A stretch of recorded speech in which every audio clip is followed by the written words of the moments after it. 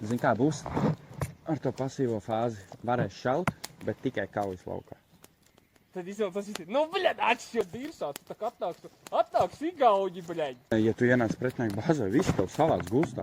Karoči, ka tu esi regulējis tās abas dienas gan jau. Nē, tie jau var gulēt. Nē, trauksme nebūs, bet ja kāds ienāk bāzē, jūs viņu salūkt, paņemat gūstā un viss.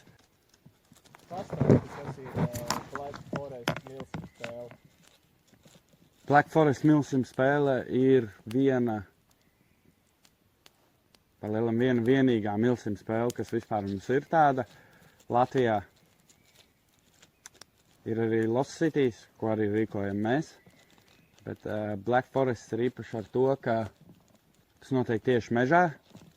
Un piedod ne tikai to, ka tu spēlē airsoft, bet arī nelielu daļu no tā, ka tev vajag izdzīvot.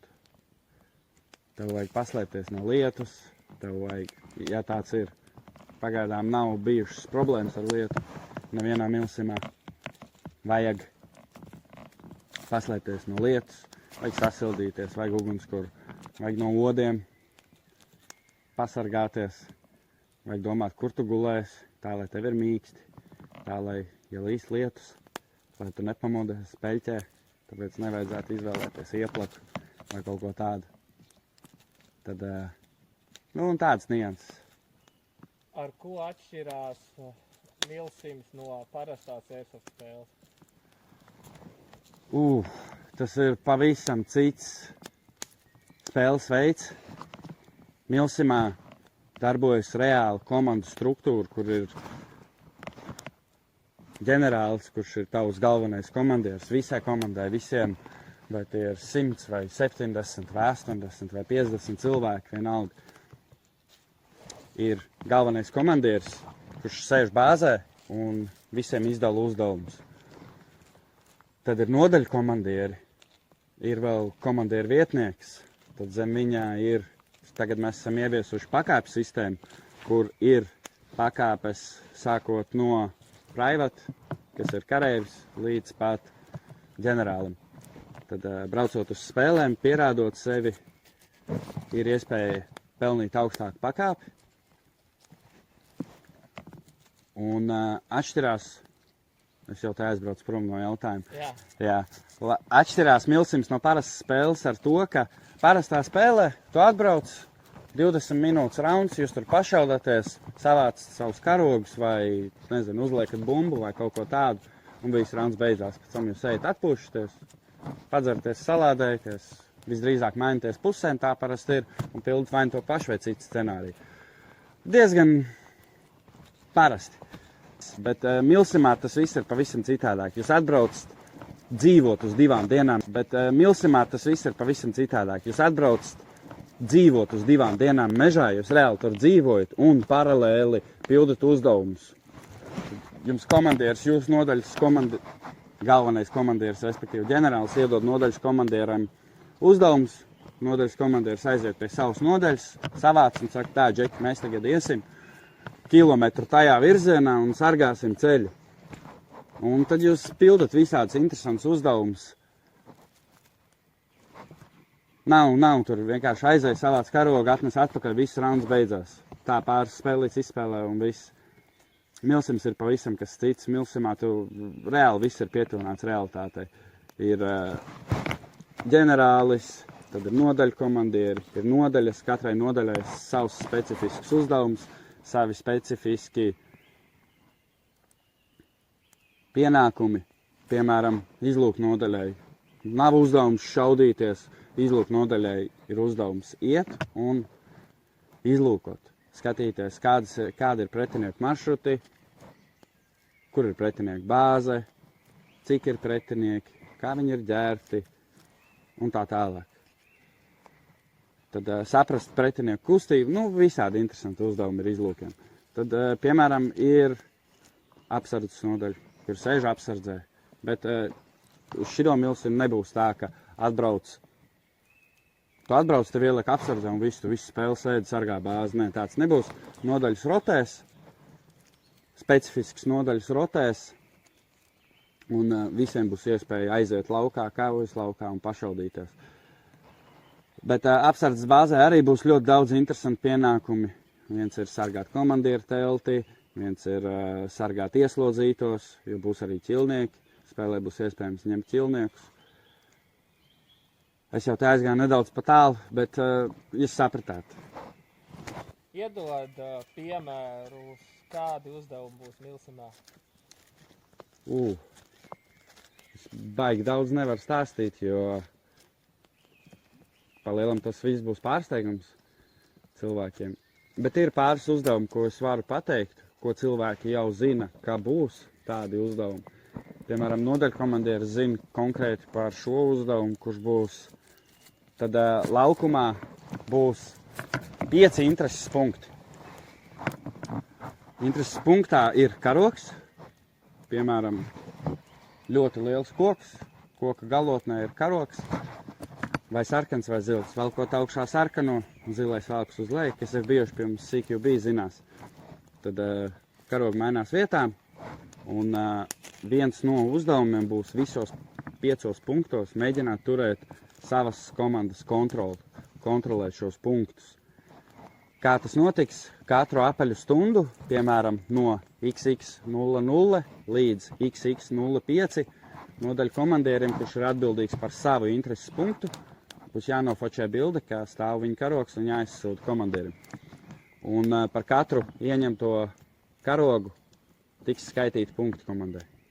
Kā arī būs ļoti daudz citu uzdevumi un lietas, kas ir jādara, par ko varēs pelnīt punktus komandas. Viens no tādiem būs ķilnieki. Par katru ķilnieku tiks ieskaitīti punkti. Jo augstāks pakāpes ķilnieks, jo svarīgāks viņš ir. Jo vairāk punktus varēs saņemt.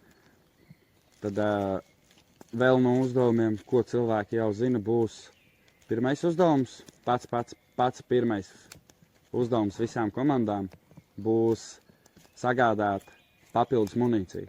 Jo, kā mēs jau visi zinām, viss sāks ar reelcap magazīnām. Ja nav reelcap magazīns, varēs izmantot midcap magazīns, vienkārši iepildot tur apmēram 30 bumbiņas, plus mīnus 5. Tad sāks visi ar tādu daudzumu, un kad viņi dabūs papildus munīciju un atgādās savu bāzi, kas būs visdrīzāk kaut kāda liela munīcijas kaste, viņi varēs izmantot midcap magazīns ar ierobežojumu 600 bumbiņas uz vienas personas. Varēs līdzi paņemt vienu speedloaderi un kaujas laukā turpat uzpildīties. Nevarēs nesāt vienīgais līdzi bumbiņu iepakojums, lai nav tā, ka viena nodaļa aiziet kaujas laukā un nekad neatgriežas uz bāzi, jo kaut kad viņam tāpat nāksies atgriezties.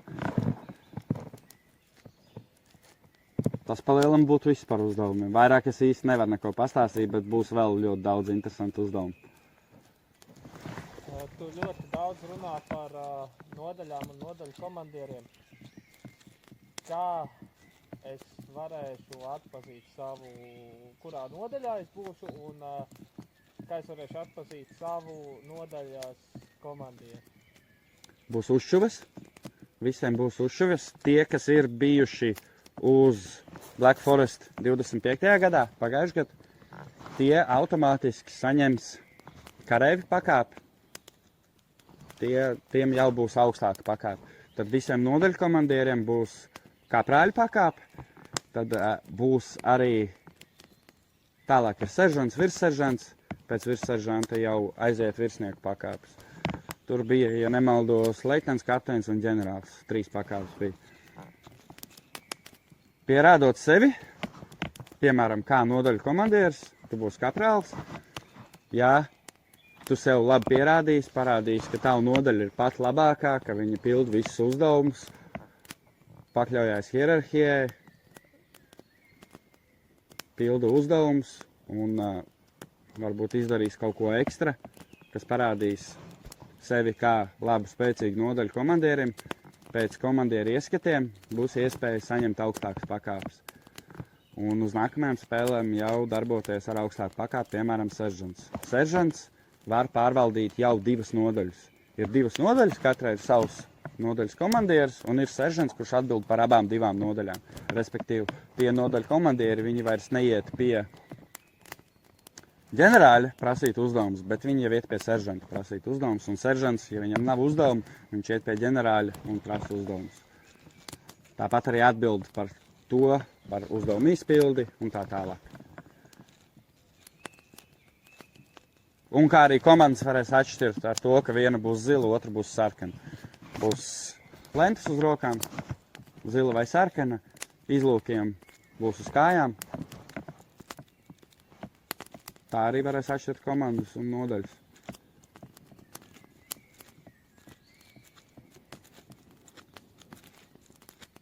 Ja es pirmo reizi braucu uz vilsim spēli, kas man ir jāņem līdzi? Ja tu brauc pirmo reizi, līdzi jāņem būtu ļoti daudz. Īstenībā pat daudz nē. Pietiktu ar stobu, bumbiņām un visu, ko tev vajag, lai izdzīvotu. Ja ir nakts fāzē, ļoti nodara lukturītis, obligāti ir jābūt sarkanai gaismiņai naktī, lai parādītu savu nāvi. Lai nav tā, ka tevi nošauj un pa tevi turpina šaut. Tu vai nu saplēs laicstiku un parādi, ko varēs arī uz vietas iegādāties. Vai, ja tev ir lampiņa, ideālā gadījumā tu ieslēdz uz galvas sarkano lampiņu.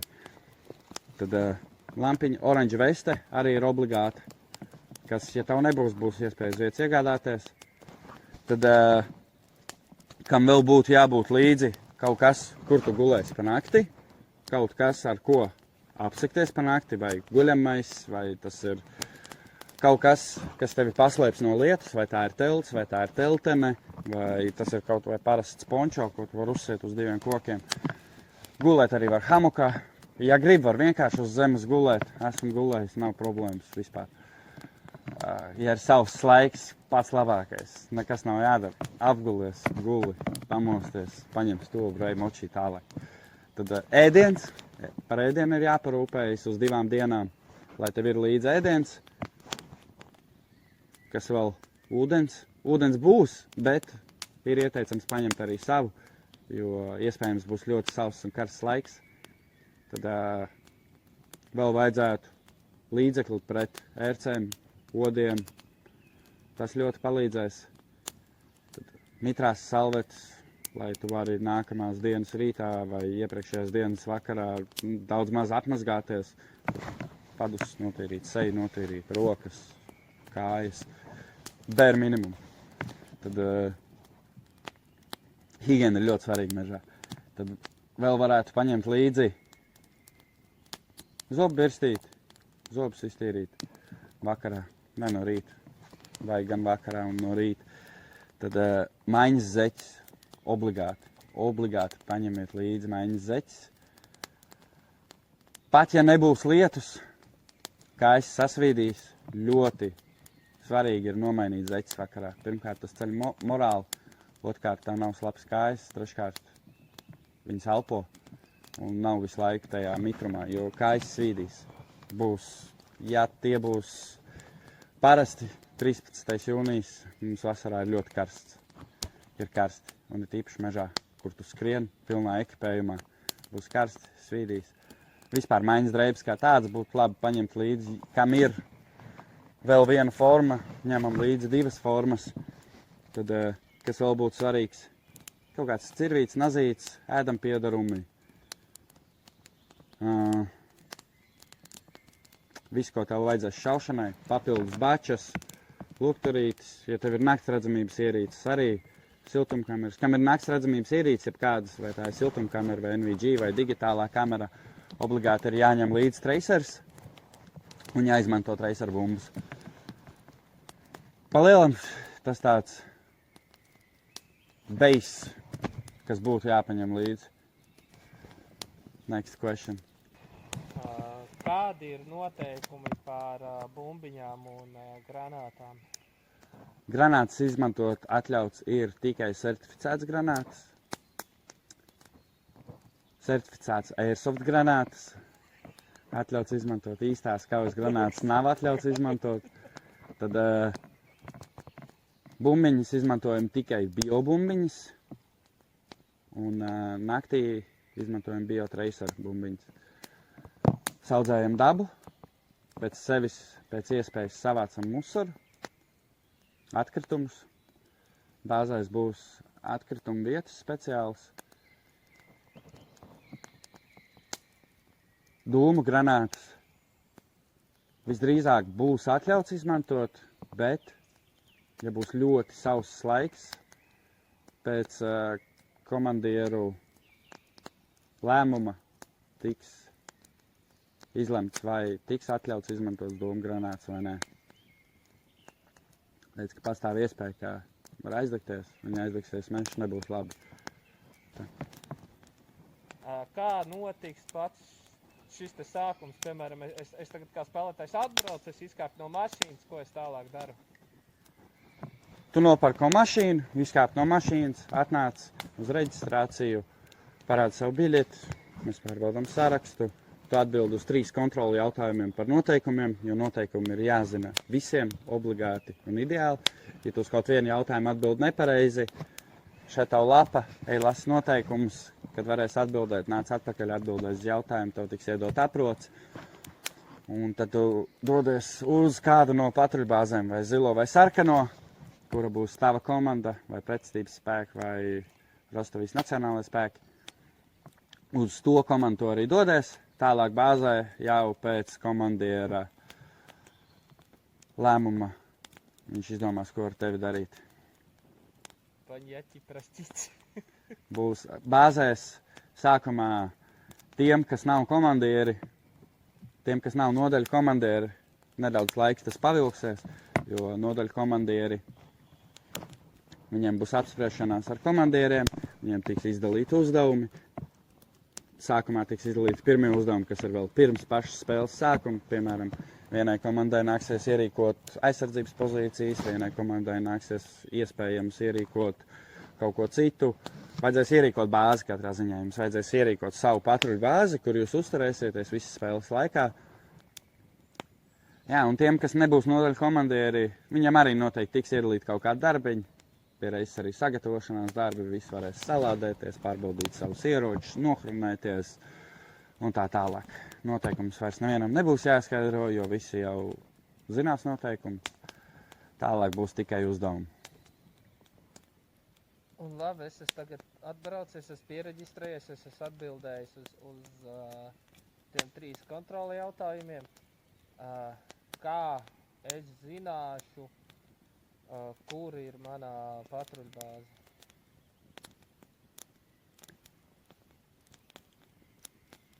Speciāli apmācīts cilvēks tevi aizvedīs līdz tavai patruļbāzei un parādīs, kur jūs varat izlikties, varat salikt savus mantas, ierīkot savu guļvietu un tā tālāk.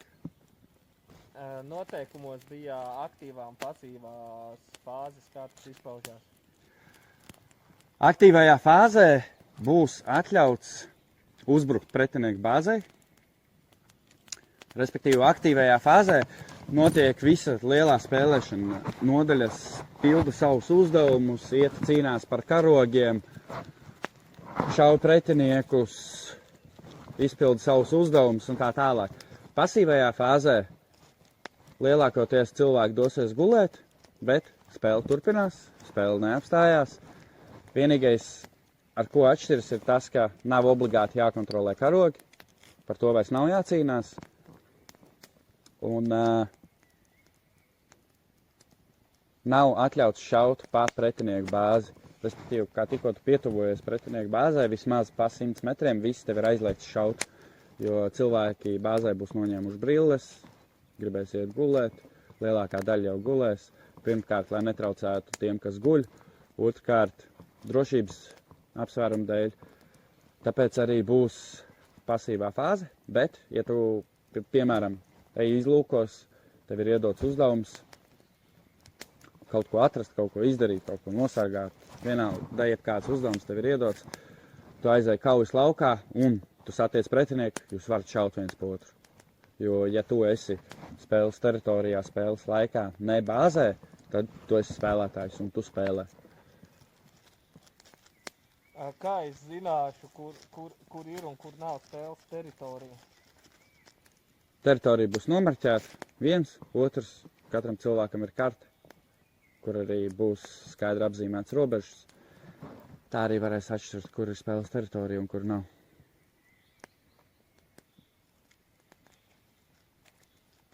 Vēl ko varēs darīt.